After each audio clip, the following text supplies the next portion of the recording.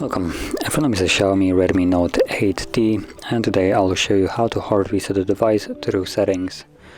And to get started, let's open up settings, go to my device, and then choose backup and reset.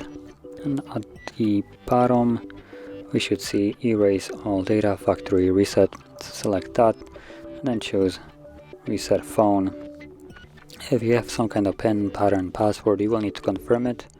As you can see, I do. And once you confirm it, you still need to wait 20 seconds, basically 10 seconds here, to read a message that removing this or performing this will remove all your data. And if there's anything that you'd like to keep, you might want to back it up before. So I managed to do that in basically 5 seconds, but the device thinks you need more. So once it allows you to, press OK, and the process will begin. Now this will take probably a couple minutes, and once it's finished we'll be greeted with the Android setup screen. So I'll be back once that is visible.